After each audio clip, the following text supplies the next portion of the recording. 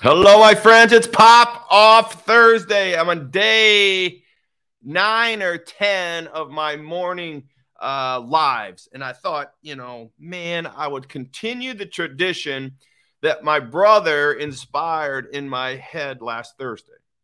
I think I was sitting actually at the St. Regis Hotel in Atlanta.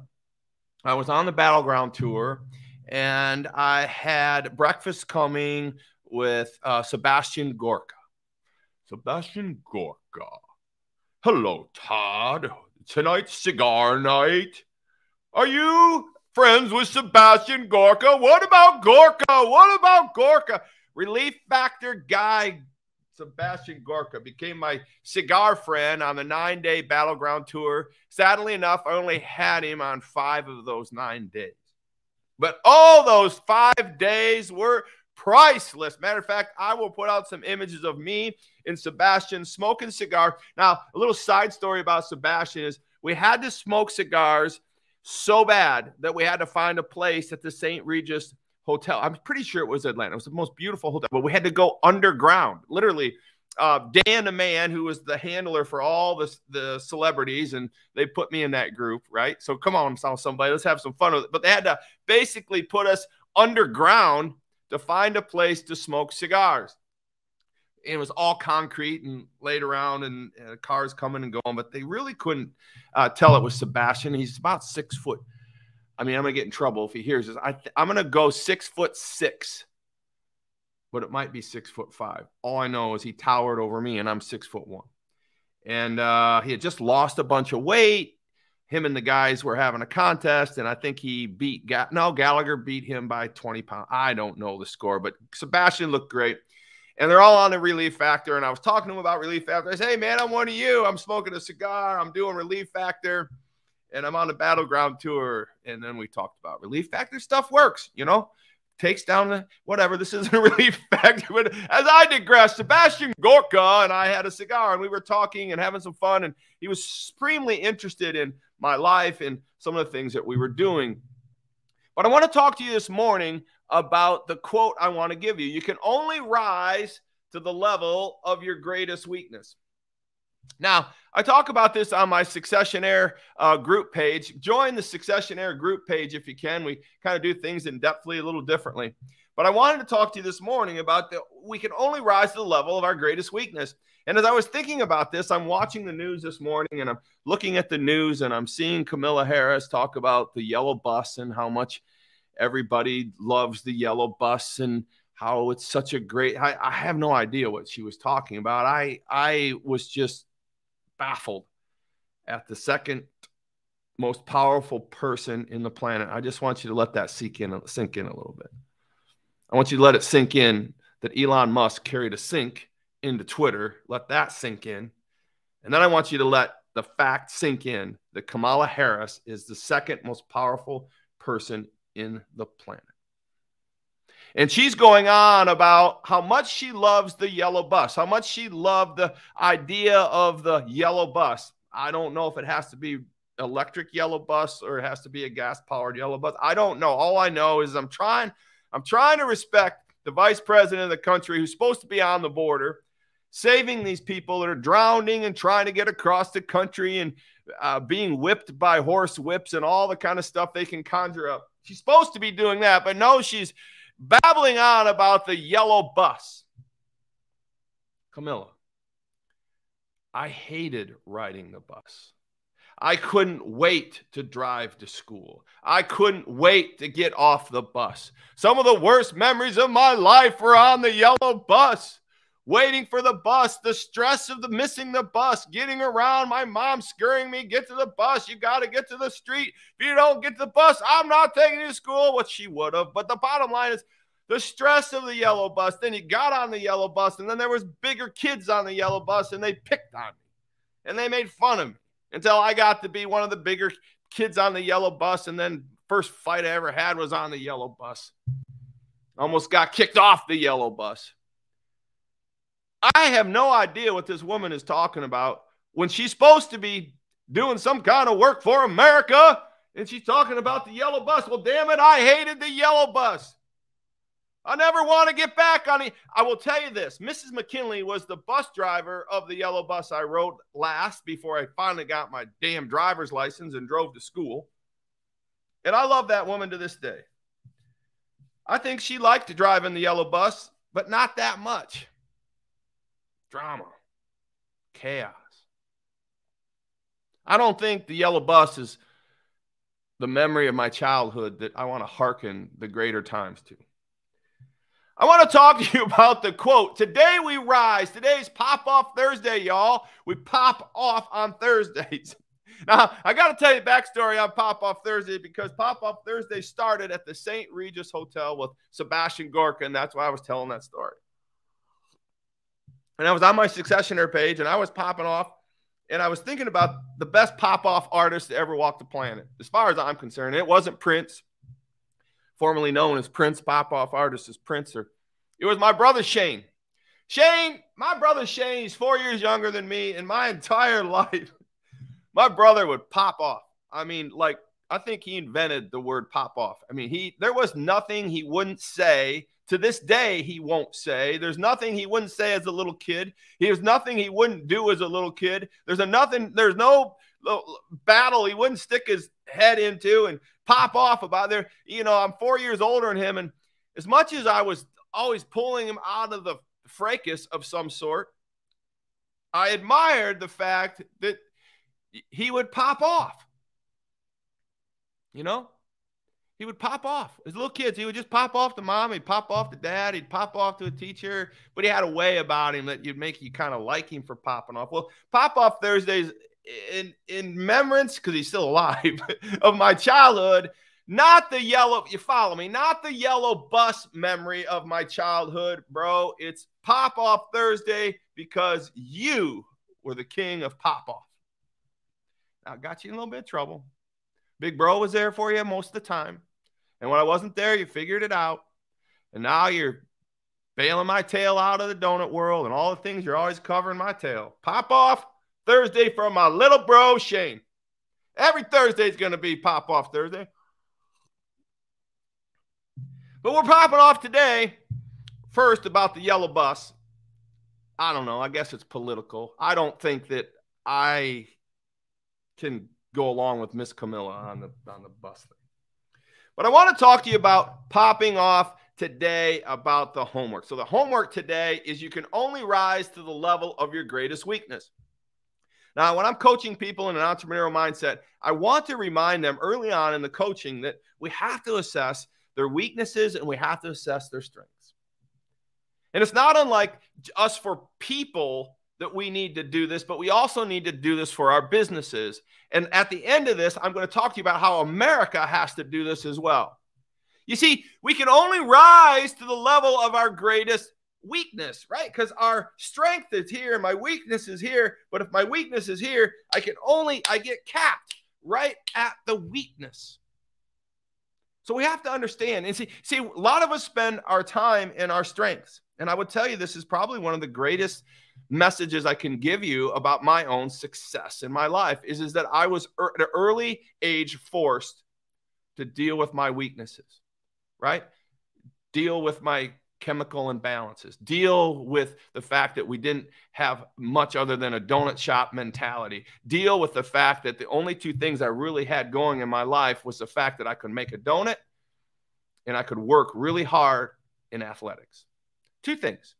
And so the weaknesses I had to figure out. One, I was too slow to be an effective football player. And two, I never had enough money to really start my own company, right? And so those, even though I was great at making donuts and I was great at catching the football, I could only rise to the level of my speed and I could only rise to the level of my ability to fund a business. And so you can see where the personal side and the business side are all intertwined.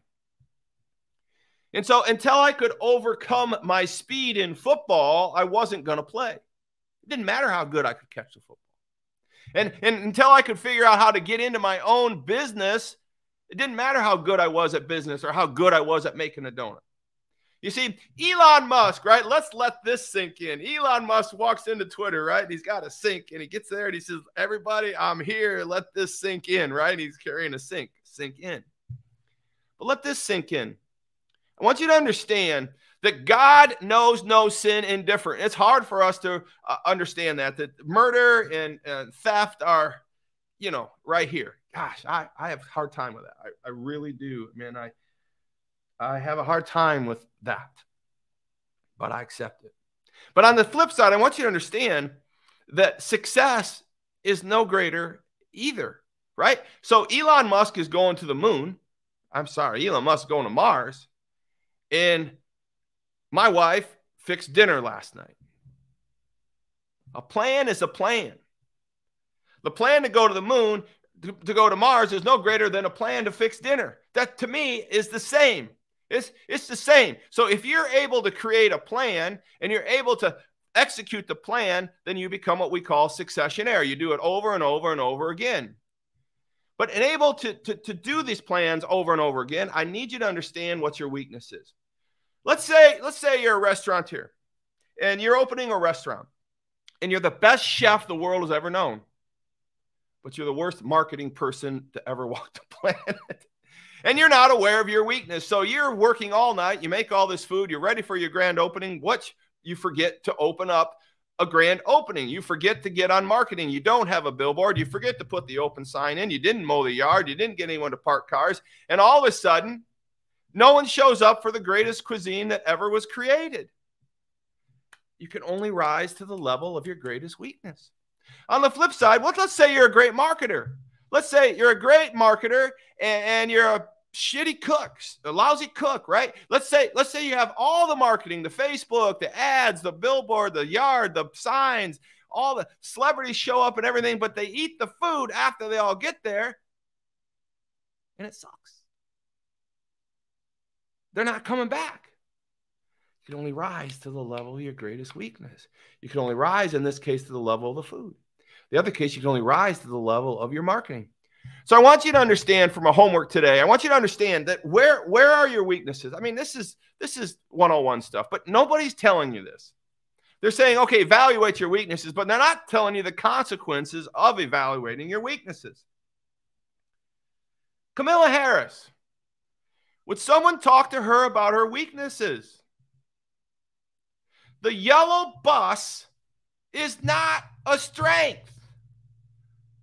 The yellow bus is her weakness, and she can only rise to the level of her commonsensical weakness. This woman is a tragedy. I can't hold back anymore. I'm insulted by the way she talks to me. I'm insulted the way she treats people. I'm insulted by the way she doesn't go to the border. I'm insulted by the way she dismisses the border. I'm insulted by the way she dismisses America, who doesn't understand her small thinking. I'm insulted by the fact that she is just running out the clock.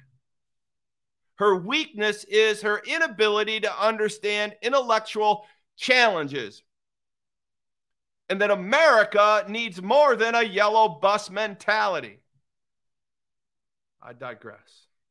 And I feel like America, now that we're on the weaknesses and strengths, I feel like America has to cut loose sooner than later here. We have to understand that what is the weakness? I mean, I've got your personal weakness. You can only rise to the level of your personal weakness.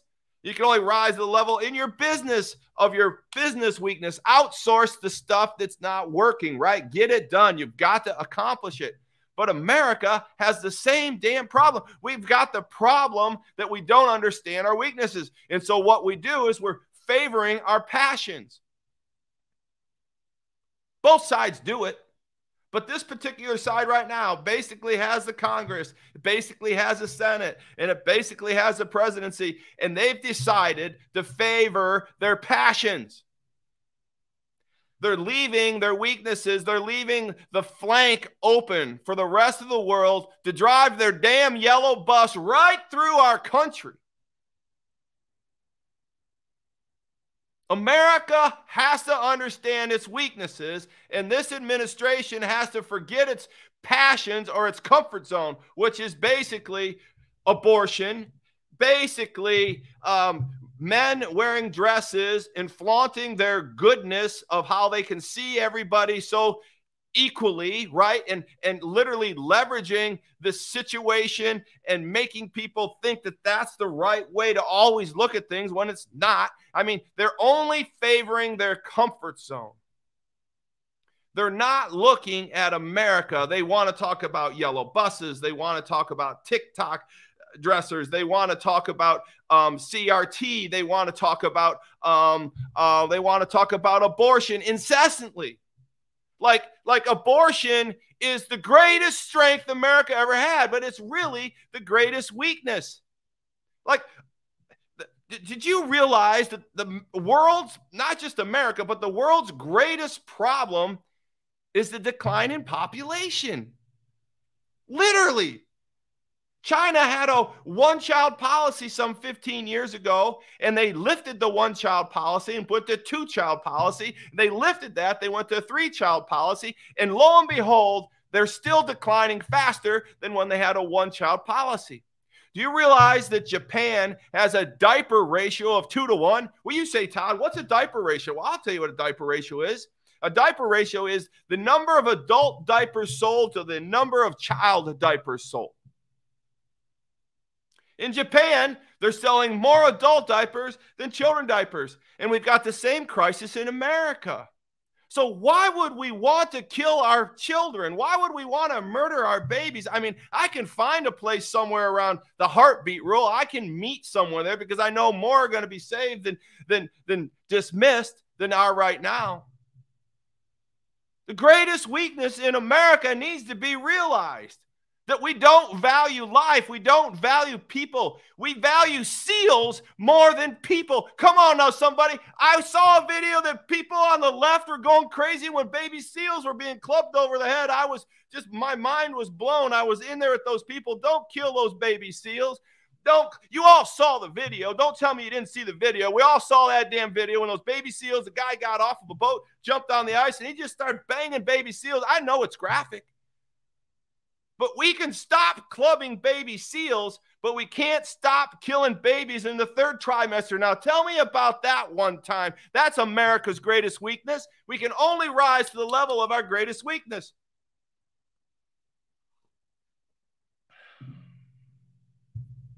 It's Pop Off Thursday. What do you expect? 18 minutes. Popped off for 18 minutes. Well, listen, America. I want everybody to get a coach. I want you to get a coach. I want you to find someone that can help you leverage your weaknesses. I want a coach. It can be me at toddsaylor.com. Let's talk. Go to toddsaylor.com. Schedule an appointment with me. We'll talk for 15, 20 minutes. I'm not going to charge you. I just want to hear what you're feeling about America. I want you to pop off to me. What's going on in your life? How can we make your company better? But listen, if you hire me to coach you, I'm going to work with you in 3 areas. It's going to be in your personal area. It's going to be in your spiritual area. And it's going to be in your business area because we're going to make money. And we're going to leverage your greatest weakness. So I want you to understand, where is your weakness in your personal life? Are you too empathy-minded? Are you too ego-minded? We talked about that in the back. Where are you at in your business life? Are you too strong in marketing? You're too weak in product? Are you not leveraging your weak? Where is your weakness? You can only rise to the level of your greatest weakness. In America, I'm talking to you right now. Where are you on your policies? What in the world are you thinking about when the second most powerful person in the planet is a woman named Camilla, and the only message she has for me is a yellow bus? I would rather talk about a yellow submarine than a yellow bus by the Beatles. We all live in a yellow submarine. Give me that one, Camilla, but don't tell me that it's okay to stop clubbing baby seals, but we're not to stop killing babies. That's all I got this morning. Leverage yourself on your greatest weakness. Grow yourself, grow your business, grow your spirituality, and let's grow America. All right. Good morning. Good day. Wire differently, America. ToddSaylor.com. Let's get it done.